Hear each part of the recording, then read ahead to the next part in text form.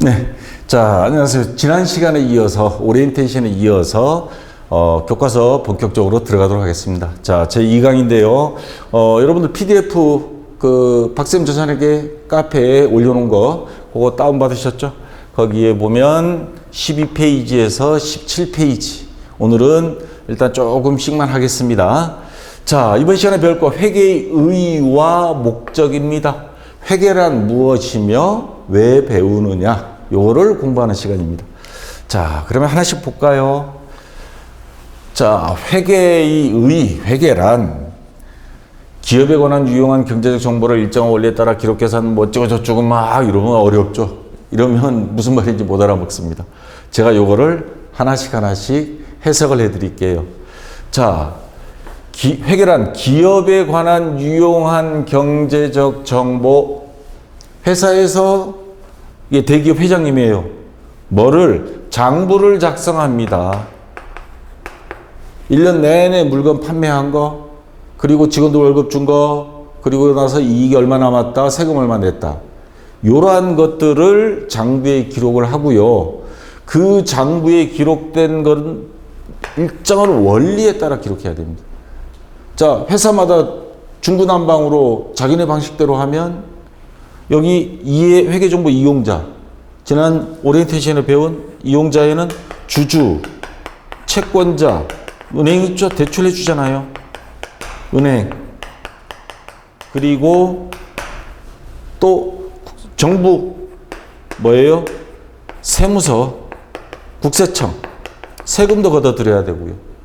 그 다음에 일반 개인도 있습니다. 시민들.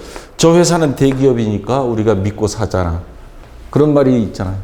자, 이러한 회계정보 이용자, 이해관계자라고 합니다. 이러한 사람들이 이 회사에 대한 정보, 다시 말해서 장부를 다 보여줄 수는 없으니까 그걸 압축을 합니다. 그래서 한 5가지 정도 제출하는데 이걸 뭐라 그러냐면 재무제표라고 합니다. 이 재무제표, 요 장부를 압축한 거는 일정한 원리, 그래서 상법 안에 기업회계 기준을 준수하도록 하고 있습니다. 자, 기업이 회계를 할 때 작성하는 기준, 전국 통일입니다. 그래서 그 기업회계 기준에 따라 기록, 계산, 정리, 분석, 장부 1년 내내 컴퓨터 전산회계 프로그램에 입력하겠죠? 그래서 회계정보 이용자, 아까 이용자들, 주주, 채권자, 정부, 세무서 뭐 다 있죠? 합리적인 의사결정, 주주들 같으면, 이 회사 작년 대비 올해 많이 성장했네. 앞으로도 성장할 것 같아. 내가 이 주식 사야지. 합리적인 의사결정을 내릴 수 있도록 이들에게 식별, 측정, 전달하는 모든 과정, 장부 작성해서 그 압축된 정보를 이해관계자들에게 제공해 주는 것, 요게 바로 회계다, 이 말입니다. 그리고 회계의 목적도 이와 유사합니다.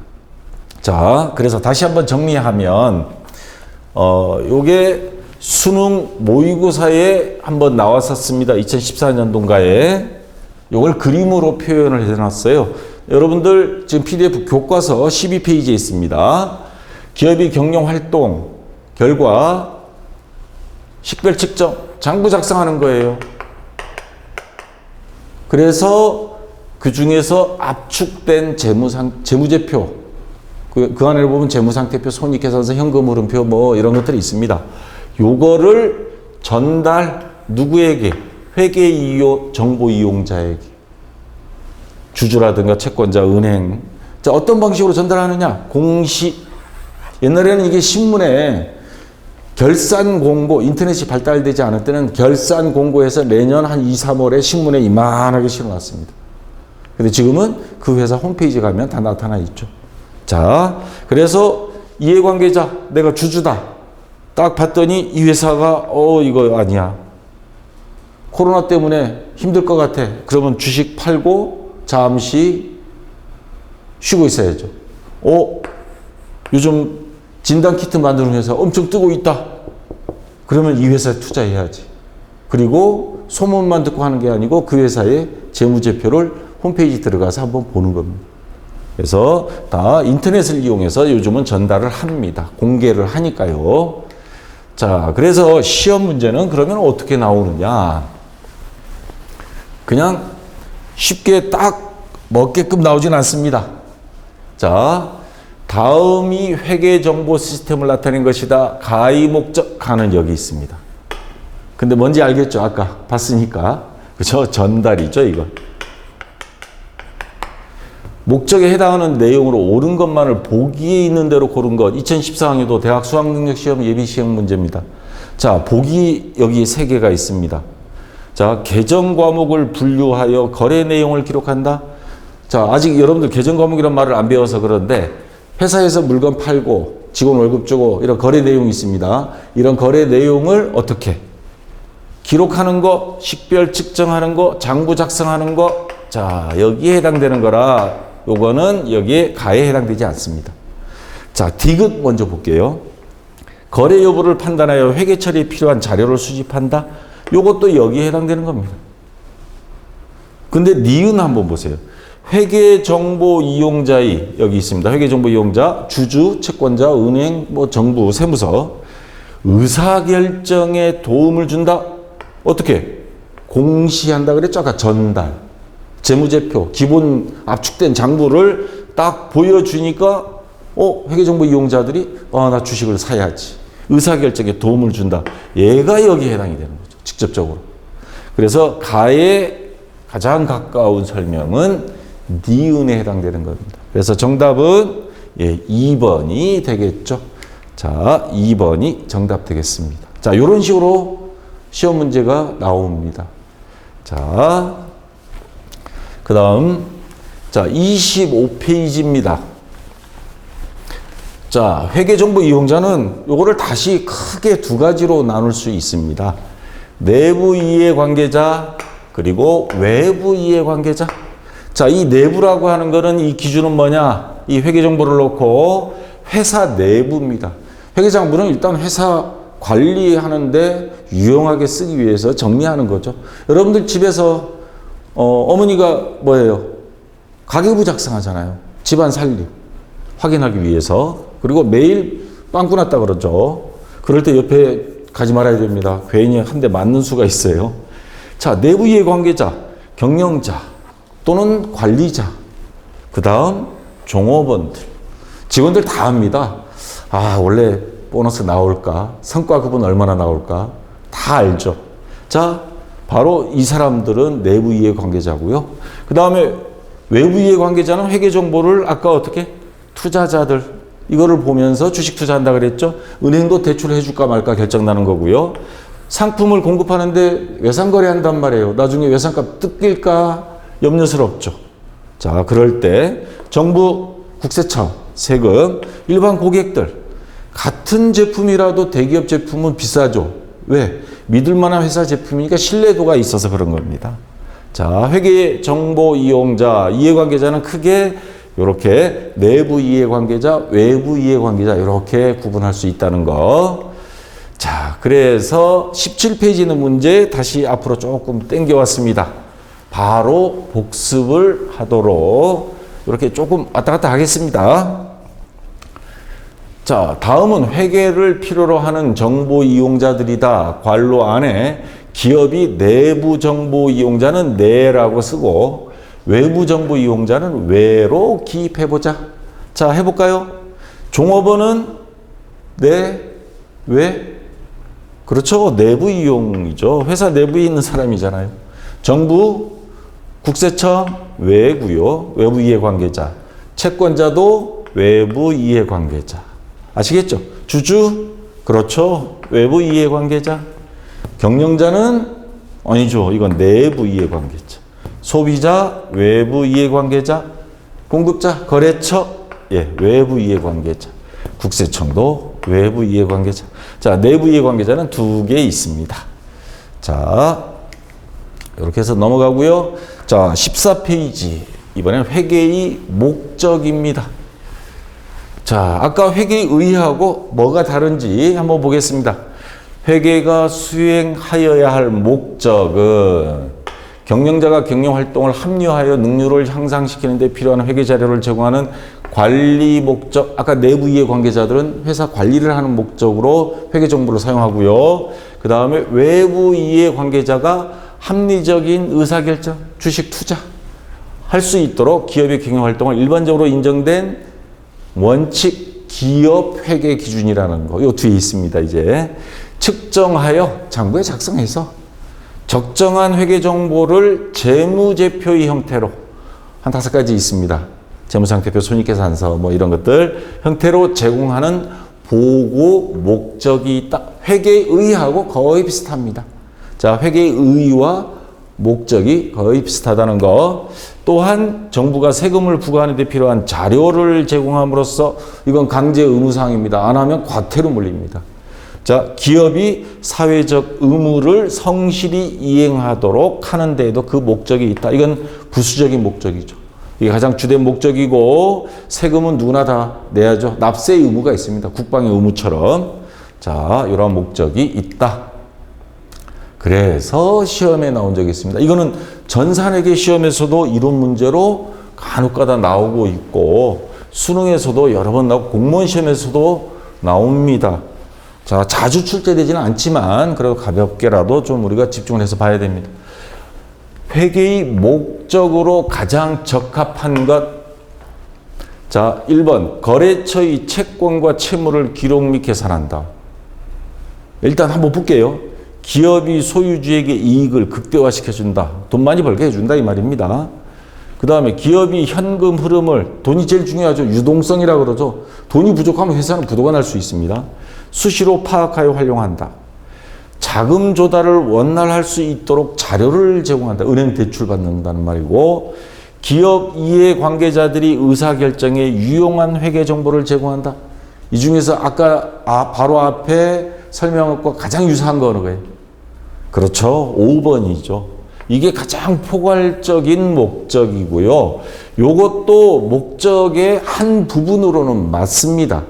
일부분으로는 맞아요. 내부 관리 목적도 있고 여러 가지 있습니다. 회사는 복잡다단합니다. 자, 세부적인 목적이고 전체적인 회계의 목적으로는 5번이 가장 포괄적인 설명이 돼서 가장 적합한, 가장이라고 돼 있잖아요. 그래서 5번이 정답이 되고요.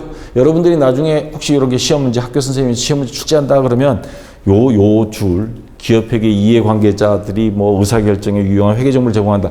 요 정도만 딸딸딸 암기는 안 해도 대충 눈으로 딱 보면 요거다 찾을 수 있을 정도로 인식해 두면 되겠습니다. 자, 5번이 정답이 되겠습니다. 회계의 목적.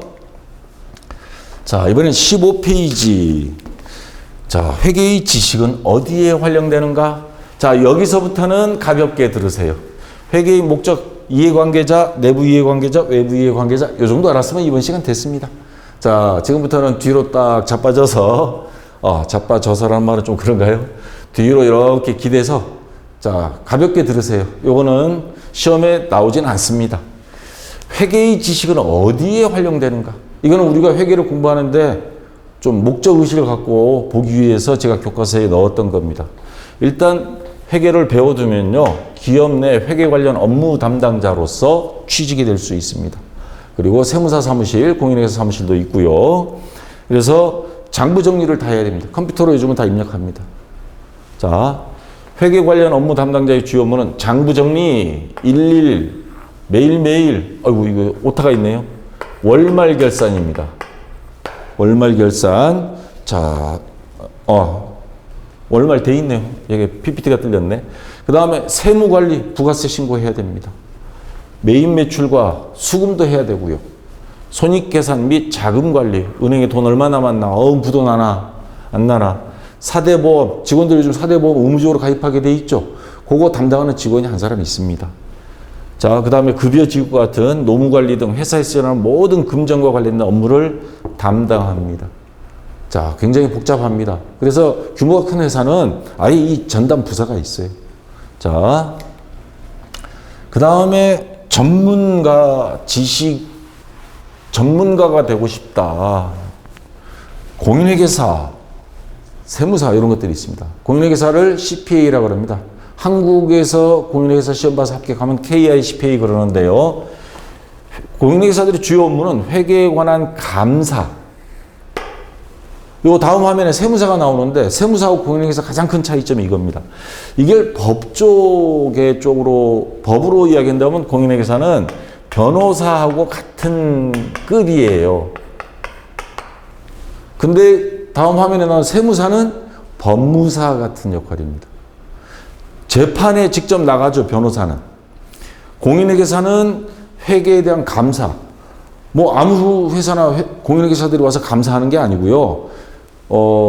여러분 주식 거래 매일 뉴스에 나오죠. 상장돼 있는 기업들. 그 기업들은 또 매출액이 얼마 정도 이상이 되는 기업들은 전부 다 감사를 받아서 감사 의견 보고서를 매년 제출해야 됩니다. 공시해야 됩니다. 공인회계사는 그걸 전문으로 보는 직업이에요. 전문 직업인입니다. 회사에서 돈 주죠, 당연히. 공인회계사도 돈 많이 벌어요. 물론 옛날 같지는 않지만. 그래서 딱 보고 적정 의견 감사 보고서 이 회사 장부는 틀림없습니다. 돈 얼마 벌었다 안 벌었다 그런 건 안 따집니다. 장부가 엉터리로 작성한 거 아니다. 흔히 말하는 분식회계 아니다. 근데 부적정, 일부분 좀 잘못되어 있어요. 그럼 부적정 또는 한정 이런 식으로 하고 아니면 아예 의견서를 제출 안 해버릴 수도 있습니다. 이건 완전히 잘못된 장부다. 근데 간혹가다 회사하고 공인회계사하고 짝짝꿍이 돼서 했다가 제재를 받기도 합니다. 자, 그래서 감사해서 의견서를 제출하는 역할. 왜 변호사들은 재판에 가서 대신 다 해주잖아요. 감정, 증명, 계산, 정리, 뭐 어쩌고저쩌고, 회계감사, 세무조정, 세무서에 신고해 주는 거. 그 다음에 이 재판 갈 경우도 있습니다. 그럼 변호사들이 회계에 대해서 몰라요. 그럼 공인회계사가 이러한 거를 심판 청구, 재판에 가는 거는 전문 이 회계를 아는 그런 사람이 재판을 하지만 변호사를 하지만 심판 청구라는 게 있습니다. 국세청하고 정식 재판은 아니고 심판 청구해서 이거 세금 너무 부당하다 좀 봐달라 할 때 그거를 대리해 주기도 하고요. 경영 진단 회사가 이거는 조금 자금이 부족한데요. 뭐 어쩌고 저쩌고 이런 말들을 좀 해줍니다. 이게 주로 공인회계사의 역할이고요. 자, 세무사, 공인회계사 역할하고 거의 비슷합니다. 여기 광고 나온 거 이름은 제가 홍길동으로 바꿨습니다. 기장 대리, 장부 작성. 아, 우리는 전문가가 없어, 영세기업이어서. 그러면 그걸 대신해 주고 수수료 줍니다. 신고, 세무서에 신고해 주는 거. 그 다음에 조세불복. 다 있는데 뭐만 없냐? 감사만 없습니다. 감사만. 회계감사. 자, 세무사는 납세 의무자의 유임에 대해 조사에 관한 업무를 대행하는 사람으로서 조사에 관한 신고를 위한 장부 작성, 신청, 의신청 뭐 이런 것 대리 업무와 상담을 주로 하는 직업입니다. 세무사는.